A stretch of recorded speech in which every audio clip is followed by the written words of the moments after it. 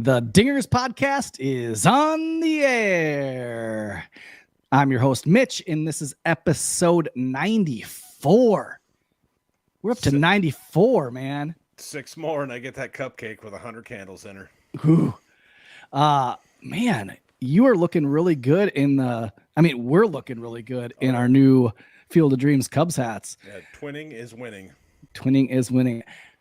How'd you get your hat? Because mine was really hard to get at the Field of Dreams. I had to get it the first day I was there, and this was the last one in my size. Oh, wow. So a special lady friend of mine was trying to do some recon and be kind of sneaky, and she looked at a couple of my fitted hats that I have in my car that I kind of switch out and wear on a regular basis. So she ordered me this hat in a larger size, and I was going to have her return it, but the place she bought it said, you should hang on to that. It's going to be worth money, and we don't have any 7 3/8. So she happened to find one in a smaller size, which I believe shipped from Wrigley Field. So she put the larger size on eBay, and somebody paid $78 for it. Jeez. So you basically paid for your hat pretty easily. Right. So it was like a money-making deal, almost. So, and they look clean. I really like these hats, and I don't want to compare the Yankees hat, but there's something about the Yankees hat, why it looks so smooth, like the blue with the white that pops. It does. And these hats pop. Like, I like the bear that they chose. It looks good. It looks clean. Yeah, I like it. And we look good. We look really good. How was your weekend? What were you up to this weekend? So I headed out of town Friday afternoon, and I headed up to Algona, Iowa, which is kind of north central, a couple hours north, to play in a golf outing with some linemen that I met during the derecho. And the golf outing raises money for a memorial scholarship in the name of a young man that tragically took his life. So the money raised will go to an outgoing high schooler in the area that wants to become a power lineman. So awesome. Yeah, it kind of took up a lot of my weekend, and I'm running a little ragged from all the beer. I'm sure you partook in drinking of the alcoholic beverage while you were there. I did. Did you drink any Toppling Goliath? They did not have any of that, and I'm running low, so I wanted to save it, for nice nights on my patio. But aren't there some seasonal stuff coming back, Mitch, from TGB? Yes, there is. I mean, tonight I'm drinking pineapple, papaya fandango. I'm still kind of trying to live in the summer, the summer life. So I'll crack my beer, but there are some things coming from TG Brews that is going to be more seasonal, heading into fall, and you got to get the fall stuff out there, the stouts, Right. And are you a big stout drinker? It's got to be a special occasion for me to drink a stout. Yeah, they're full-bodied, lots of flavor there. Well, these are, because apple, cinnamon, and maple. Oh my! TG Brews barrel-aged cinnamon, apple cinnamon strudel, and maple granola pastry stouts are back, ushering in the stout season with the soul-warming, delicious, familiar flavors of fall in the Midwest, just in time for the release of the Bramble Barrel and Vanilla Bean Assassin 2. For all you stout lovers out there that will be making the trek up to Decorah, Iowa in a few short weeks for their stout weekend. But what are you going to take in first? Is it the apple cinnamon strudel? I tell you what, I do like me some apple, so I will try that one. I typically have a rule, you don't fruit the beer, especially if it's pumpkin spiced, but I think I will give this a try. Well, wake up your senses with this warm, toasted strudel as it greets bourbon barrel forward with cinnamon spiced apple flavors, ground in creaminess of latte. And then there's the maple granola. I don't know. Aged for more than a year in freshly emptied bourbon caskets with amounts of granola and maple added. This pastry stout is a descendant treat with a that feels sweeter than warm weather. Well, I tell you I don't know. They both sound pretty appealing. Yeah, they look good. I butchered that ad read for the maple granola. That's all right. It's Monday. The stout, I can guarantee you, was better than my ad read. It's Monday. I'm giving you a free pass, man. And I had parent teacher conference, like intake conferences, until like 7. So yeah, give me a break. But yeah, go get yourself some TG brews. Jeff, do you have a weekend recap for us? Yes, I do. So we went 2 for 3 for the weekend. Friday we beat the Brewers 8-7. Saturday we won 6-5, and yesterday was kind of a heartbreaking loss at 2-5. You know, Steele pitched phenomenally yesterday. 6 innings pitched. Sadly, the bullpen, I think, what was it, 4 guys gave up. All giving up runs. Yeah, all gave up runs. So, which kind of sucks for Justin because he's been really shoving as of late. It's just pitching lights out baseball. Saturday was a great outing for Stroman in Wrigley Field, which is something we haven't seen out of him. He pitched 7 2/3, didn't get the win, but he did get a quality start at Wrigley, and he looked really phenomenal. The majority of his swings and misses were not balls thrown over the plate. If he happened to throw one over the plate, it happened to be low, so it didn't produce a lot of damage, and he kind of stayed out of trouble with the help of Nico Horner making some tantalizing defensive plays. Man was everywhere. He was. So that's what I got for weekend recap. What do you got on our main man, Justin Steele? Oh man, Justin Steele has been absolutely just filthy as of late. I mean, yesterday he pitched 6 innings, 2 hits, 1 base and ball, and 9 Ks. Just saying, since the All-Star break, his ERA is 0.86. His last 6 starts. Over the last 9 starts, Steele has earned a 1.46 ERA, second to only Dylan Cease from the south side of Chicago. He has a strikeout rate of 28.9, which ranks 10th in baseball during that stretch. The dude's just been filthy. Like, and his strikeout rates has just been climbing.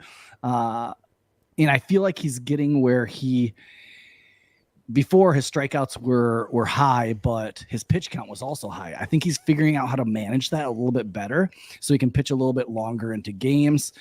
But I mean, the question that we have to kind of answer or ask is, what can we expect? Can we expect this next year from Steele? And then where does he slot in the rotation for next year? Is he going to, he's looking like he's going to be a frontline. I think this year he kind of like fell into a frontline starter because of all the injuries that we had, with Hendricks going down. He's out for the season, with Stroman struggling and then going on the injured list, and Miley not being there. Steele's kind of had to be our like ace during that time. And he struggled there for a little bit, but since the All-Star break has been very, very strong. So where do we think he is? Is he going to be like a 1, 2, or 3 type starter going into next year? I know it's a lot going to depend on what signings we do in the offseason, but where do you kind of view Steele at? So I'm looking at it as of right now. If we didn't sign anybody in the offseason, I think he's going to be one of the top 5, like probably 3rd starter, depending on if we retain Wade Miley or not. But what we also got to kind of keep in the front of our minds is, like, the league evolves, so guys are going to catch up to him. So then he's going to have to make adjustments and catch up to the league, and maybe try to get some guys out differently than what he did this year. But I do think that he is one of the future pieces to this starting rotation. I mean, he has just far exceeded my expectations when he had to get thrown into that starter role due to all the injuries. Like, you didn't even bring up the fact we haven't seen Adbert Azalea pitched. Yeah, that's true. All.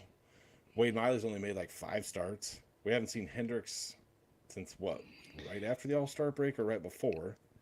Yeah. So, like, our starting rotation has been pieced together, and yet you kind of got to be happy with the way they've been playing as of late. Well, and that's my thing is, like, the Cubs have been good as of late because their starting pitching has been solid. And I've said it, I think I've said it all year. Like, when the starting rotation is good, I think this offense can hang in there and get some wins. but it can no way carry the team. No. And so it needs a really good starting pitching. Now, when you have Smiley pitching really, really well as of late, since the trade deadline, you have Justin Steele has been shoving since the All-Star break. You had Keegan Thompson, who's had kind of his ups and downs, and now he's went on the IL, but he's been solid. And then you have Stroman, who's come back from the IL, and he pitched an amazing game on Saturday, deserved a win. Just brilliant. Like pitched 8 innings and was smart, commanded his pitches, just was absolutely filthy. Like, so now we're running into like for next year, it's like, okay, some of these guys are signed on for next year. You have Hendricks who's not going to pitch the rest of the year. But what do we do with them? The thing that I like is with Hendricks, we have him for next year. Hopefully he heals up and he can provide some innings for next year. Right. But the thing that's going to take a big stress off him is he doesn't need to be the number one guy. It's great to have, especially if we wanted to compete next year, a veteran guy who can eat up innings at the back of your rotation. And I think Hendricks fits that. Yeah, Hendricks can fit that. And he doesn't need to be overpowering. You have Steele who can throw hard. Hopefully we sign one guy that throws really hard that can kind of balance out this rotation. But I like the way our rotation can shape up. And I think Steele's going to kind of fit that 1-2 role. I like the lefty. He's kind of fit in. I like the comparison of John Lester. Yeah. Like he reminds me a lot of John Lester in his early days of the big sweeping slider curveball, working up in the zone, working down. Like he hits his spots, like getting a lot of strikeouts. It reminds me of a young John Lester and a dominant John Lester. So like if he can keep doing that, and John Lester was at the game yesterday, and I think he was there to watch Justin Steele. There's been kind of a pass there where he's given some advice. It kind of really helped him out. Yeah. So it's neat to see. Yeah. So I don't know. I'm thinking that John Lester is gonna just keep giving him advice, and it'd be great that in I don't know next year, the year after, maybe John Lester comes on as a coach. That'd be pretty awesome. I'd liked it. I mean, I did enjoy watching John pitch. I just didn't like his fielding prowess and getting that throw over first. But, so I think if we sign one guy, I think we could probably maybe see Keegan Thompson sliding back into the bullpen as a long reliever, especially since he's been kind of stretched out this year and his main spot starts, and maybe next year see him as a spot starter. Yeah. The thing that like with Thompson and Alzolay is like, how is that going to kind of shape up and how is it going to land? Like who's going to be moving in there? Like we saw Alzolay, who pitched a lot last year in the rotation. Like where is he going to end up? And I think that's where the rest of the year, hopefully Alzolay can make a comeback and get some innings in this year. I would love to see that. But yeah, I want to see Alzolay come back and get some innings. Hopefully he'll probably be in the bullpen. But hopefully Thompson heals up as well. But man, like I do have to say this, like the Cubs are hot in the streets right now. Like you can't ignore this, that if you just took away August, the Cubs are a playoff team. And possibly like we could be talking about winning it all. If like you just took away all the games before August and just focused on August forward. If this was like the 2020 season where it was shortened, I mean, we could be talking like in the season started in August, we could be talking about a playoff team. We're definitely better than Milwaukee. Definitely better than the Yankees. But better than the Yankees. The Yankees are a struggle bus. It's a trade deadline. We're only, I think it's 13 games back of Milwaukee right now. But Milwaukee is headed in the wrong direction. Right. Do you think there's a possibility that we could catch them by the end? I think stranger things have happened in the month of September. I think the D-Gens from Upcountry are going to implode here. They could. They already started. Oh, so another interesting fact, talking about the D-Gens from Upcountry, they threw away they traded away one of the most dominant closers to the Padres, and he has a 16.62 ERA since joining the Padres. Yeah, he just got cut from the closer role. They're giving him some time off. So So, apparently everything is not sunny in California. um, but man, I mean, we've won 5 straight series. Let me say that again. Yes, the Cubs have won 5 straight series. And I really hope we take 3-2 from these Yeah. jacket wagons. From Yeah, St. if I have to Louis. watch freaking Albert Pujols and Yadier Molina, who would rather go watch his team that basketball than play for a playoff spot, I don't want to see them ever again. No. So, but like, man, let's talk a little bit. Friday, man, the offense, Cubs got some blasts from dingers from Patrick Wisdom, Christopher Morel. He had a 3-hit day from Nick Madrigal, Franimal. Yeah. Franimal. Getting extra base hits, getting a triple. I'll tell you what, I do like that Nicky Mads as a contact hitter. Oh, Pretty we'll get impressive. into him more here in a little bit. Morel hit the dinger that was the game, ended up being the game winner. Keegan Thompson struggled, is now on the IL. Don't know really what's going quite on there. But then let's go to Saturday. What a freaking game that was. A back and forth battle. You got to love that since August, this team is just, they battle, man. They fight. I think they kind of figured out a little bit about how to win, when the chips are down. Like, there's a little bit more fight to this team. And I don't know if it's been a lineup shakeup with Morale playing more third base and Wisdom and Higgins, rotating at first. I don't know exactly what it is, but I think it's that Contreras is stayed, and the team is kind of taken on his personality. The never fight, the bulldog, like use the bulldog, like, but they just having fun and let's get into Wilson, who hit the game winner in that Saturday game, but also hit a home run. Nick Madrigal got to play the hero in the bottom of the 9th to send the game into extras. Christian Yelich decides to catch the ball and then drop it from like shortstop position and not throw out Hap, which tied the game and pushed it into another extra innings. Patrick Wisdom tries to tie the game with a double and then gets thrown out home, hurt his finger. And then Marcus Stroman pitched an excellent game, like we said. And then we had Contreras walking it off. So, I mean, Saturday was just a fun back and forth. We did see the bullpen struggle as of late. That's what happens when you trade half your bullpen away for the second straight season. Mm-hmm. And not just like the best of your bullpen. Right. That is frustrating. It seems like when our starting pitching and our hitting is kind of in line, there's a weak link, and it's been our bullpen the last couple of seasons in the second half due to the trades. But it has provided opportunity, like Efros coming in last year at the late, and then he absolutely shoved the first half, and then we traded, and we used him for trade bait. The thing that like we talked about in the past, I think it was like a month ago, we ragged on Rowan Wick. we were talking mad trash about Rowan Wick and just struggling, and then he went through a long stretch, 14 appearances where he had a 1.26 ERA. It's pretty good. And then Saturday happened, and he gave up a run. And then Sunday happened, and he gave up a run. Hughes struggled. I think all there, it's fine. Like we need our bullpen. We got to try to figure out for next year, and so it's a great opportunity for all these guys to get time.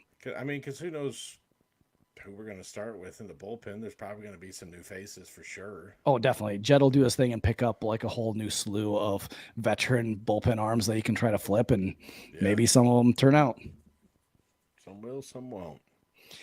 But yeah, let's get into Nick Madrigal, because like we talked last week, Nick Madrigal is back into form of what we could expect. I just want to lay this out there. Since returning from his second injury, August 4th, he has a slash line of 325, 413, 375 with a WRC plus of 129. His base on ball rate is 8.5. His strikeout rate is 10.6. Now let's compare that to before that.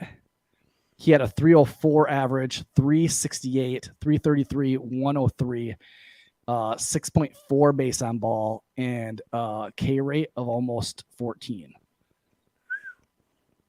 Yeah, he's much improved. I'll tell you what, if he can keep this up for the rest of the year and pick up next year where he left, like the way he's playing this season, we're gonna have a really good up the middle second shortstop combination because Nico's like eighth in the entire league with defense, his hitting, his strikeout rate, his contact.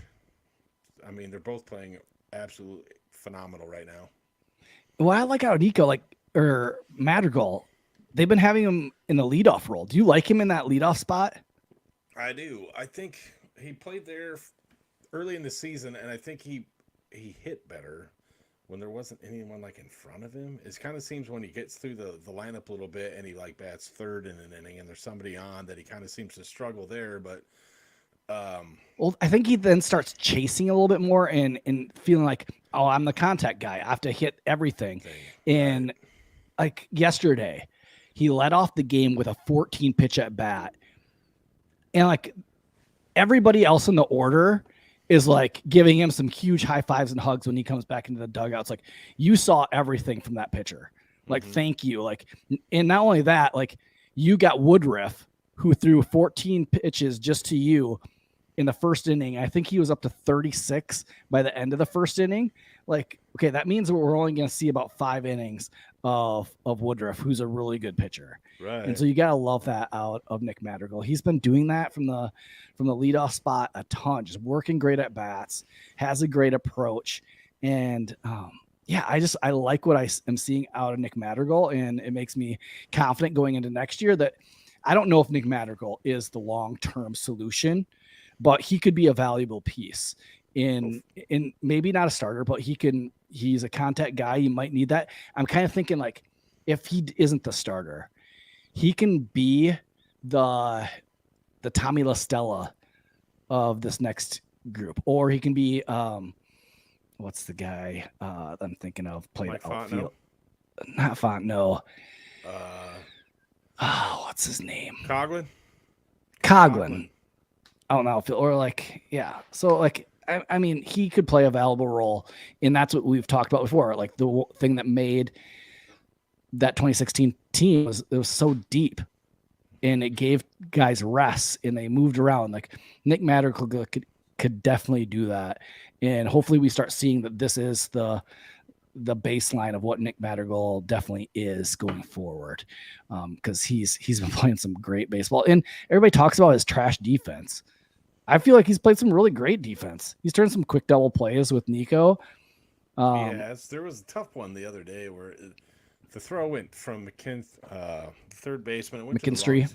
McKinstry went to the wrong side, so he had a hard time with the transition and then it turned it. But it's better than him not catching that ball, not getting at least the one out, and letting it roll into the outfield. So I think he's playing fairly well. Yeah. Here we got the Cubs facing the Cards. Man, I want to see them take 2 or 3. I want to make where we just took some from the Brewers, who's the number 2 in the division, take some from the top team. When I put out like a month ago the Tankathon. Do you remember when I posted that? I think it was a month ago. I put on Tankathon of like where the Cubs would draft if the draft was like today. And I think they were in like the 3 or 4 spot, weren't they? I believe so. They're definitely top 5. Where do you think they are now? 13th. They're in 10th. But like there's a group that's really, really close. But we've gained or lost spots in the draft. But I think this year with us going into the offseason of wanting to spend money, we don't need to care about the draft as much if we are willing to spend money. And so I like what they're doing. I think even Nico came out and said it. Like, if we want free agents to come here, these second half games mean something. They need to see the type of team that we are and want to come here. And I think they're projecting that. I think they're showing how fun they are. They're showing how gritty they are, how they don't give up. And I think you keep on hearing that people like playing for Ross. Right. I think it all helps. That sucks that Pujols is hit a homer. Anyway, so yeah. So if we can, I don't know where we're at in the standings now, but if we could at least finish in the third spot and, ahead of the Reds and the Pirates, which those teams always seem to be the bottom dwellers, at least maybe some free agents will say, hey, they went from last in the division to finish third, just out of a wild card spot with a ragtag group of starters that's kind of been pieced together throughout the season with a patchwork bullpen that was been decimated after the trade deadline. It might say, hey, there's something there. There's something worth going and joining and being a part of and trying to become a winner. I hate Albert Pujols. Yeah, he sucks. He just hit a home run. So Cards are up 1-0. Top seventh. Oh, gosh. Let's get into a little bit of minor league talk. So, I mean, we need to give some highlights to some minor leagues because our minor leagues have been absolutely awesome. 2 of them that we want to talk about tonight, and one of them we've talked about a lot. Alexander Canario is making the move from AA to AAA. He's coming to Iowa. He has 31 home runs this season. His slash line in his last 150 at bats is 300, 403, 693 with a K percentage of 22%. The dude has been absolutely bonkers when hitting the long ball. And I think he had 2 the other day before getting called up. He's the one who we got in the Chris Bryant trade. That looks like it's working out. Yeah, for sure. The next is PCA, Pete Crow Armstrong. He put on a show the other day going 4 for 4 with an intentional walk in the bottom of the 9th because they didn't want to face him anymore. 3 of those hits were doubles, or 3 of those 4 hits were doubles. He's been on fire the last month, hitting 324 with a 397 on base percentage and a 555 slug percentage. And just last week, I think he had an inside the park home run. It's like, what can't this dude do? Well, I just saw a bunch of defensive highlights too, and the dude can cover some ground. Yeah. He's got a set of wheels on him. He is. And when he hit that home run, or the inside the park home run, he was just flying around. He does have some wheels. He's going to steal some bases. I think he leads their team, and I think their league in stolen bases. I tell you what, he's going to be really exciting to watch as he comes up and develops. And I know some, I think the MLB pipeline has moved him into the number 1 spot in the Cubs prospect list, overtaking Brennan Davis, who's coming back from back injury. I mean, I'll take either one of them healthy and on the Cubs. Hopefully both of them can keep this up. I think Pete Armstrong needs to be moved up. He's absolutely killing the ball the last 2 months. So I think he needs to be challenged, moved up. If we can fast track these guys, and if they're proving it, why not move them up and see what they can do? Same with I'm glad Alexander Canario gets moved up to AAA. You can go watch him in Des Moines. Let's see what he can do. He's been absolutely killing the ball his last 150 at bats. So let's see what he can do while being challenged with a little bit better competition.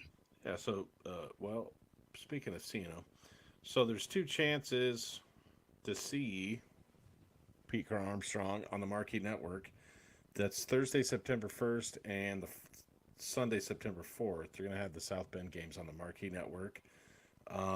This week, they're going to have an Iowa game and a Myrtle Beach Pelican game. The 24th is Iowa, 25th is Myrtle Beach.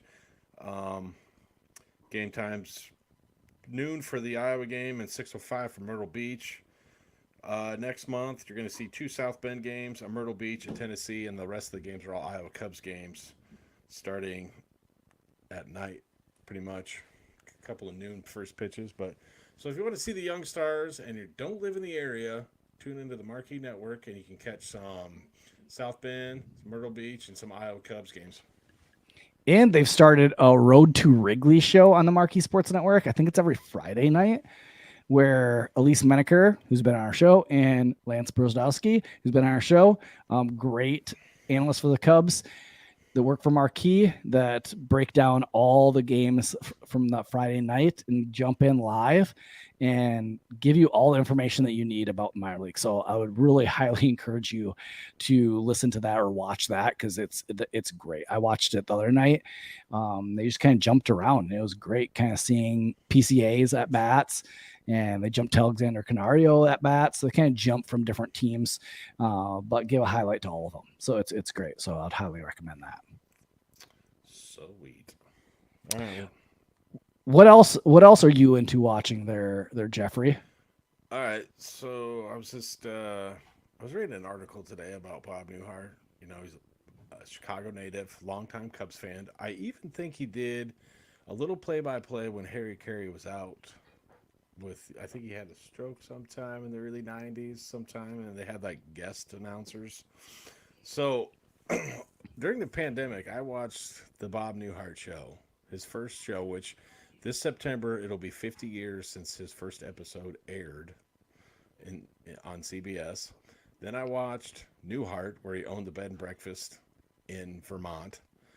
I watched the MASH series. So I watched all these old TV series that my parents made me watch. I had no idea what was going on, and I was way too young to understand the jokes. But as an adult, I totally get that they made me watch some shows with a lot of innuendos in it. So, Mitch, what kind of shows have you been streaming lately? One that I constantly always go back to is Seinfeld. Oh, yeah. I mean, I think I watched a show or episode the other day, and it's George's dad who always berates George Steinbrenner for trading Jay Buhner for Ken Phillips, like that whole thing.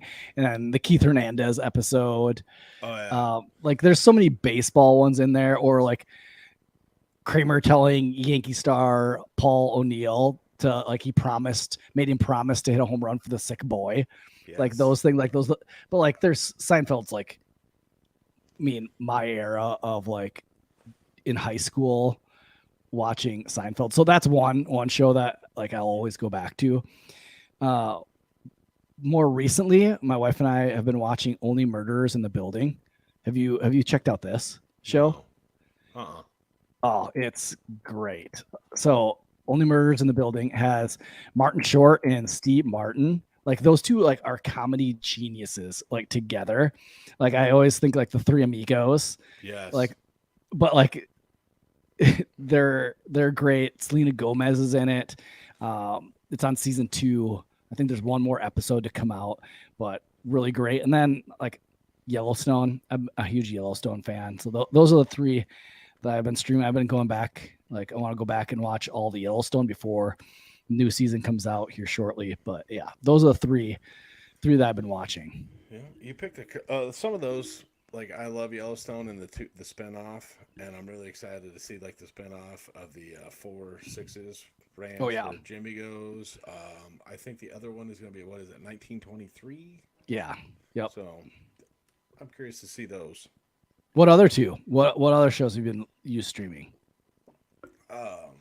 When I was off with shoulder surgery and was recuperating, I watched the entire. People are going to think I just sit around on my butt and watch TV all the time. But I watched New Girl. I never watched that show when it was on. New Girl's so great. It is hilarious. I love it that Winston is colorblind and terrible at puzzles. Yep. Puzzling. Terrible. Yeah, it's puzzling. What Jake Johnson? Yeah. So he is a diehard Cubs fan. He is on an episode of the Compound podcast that Ian Happ does. Yep. When it was like early on, like one of the first like 5 episodes. And Jake Johnson is awesome. But like, is that Thin Crust? No, I'm from Chicago. And what's the bird? What's the bird that he has in the one episode? Oh, I may have forgotten it because you watch so many shows so fast, you forget stuff. Yeah, I mean, I love New Girl. I haven't watched it in a really long time. I should go back and rewatch that because it's great. That's one that like my wife always watches New Girl when she's like sewing. Always watches that. Yeah, I didn't know if I'd like it, but I kind of got hooked right away. It is funny. I like the dynamic of the three guys and the one girl in the loft. It's funny shenanigans. Yep, just great. All right, well, that does it for episode 94. I do want to, before we end, say congratulations to Jake and Kim. They did it. They officially got married. So that's why Jake isn't on tonight. He's, I think, on his honeymoon. Yeah, I think weren't they going to like Utah or something? Yeah. I think they're going to Utah.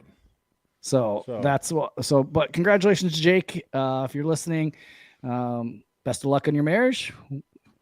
Bless. We want to just pray a blessing over your marriage because it's awesome. Congratulations, you two. Also, Kevin. I don't know what Kevin. I think he has teaching stuff going on, but you know what? I did too, and I made it. So yeah, Kevin's just lame. Kevin probably stubbed a toe and then had to go on a long car ride, so probably couldn't get on. Yep. Injured list. Put him on the injured list for this week. But yeah, that does it for episode 94 of the Dingers podcast. Thanks for listening. Make sure you go follow us on Twitter at Dinger Cubs and go check out our Facebook group and like and subscribe on wherever you can find podcasts. That does it for episode 94 of the Dingers podcast. Thanks for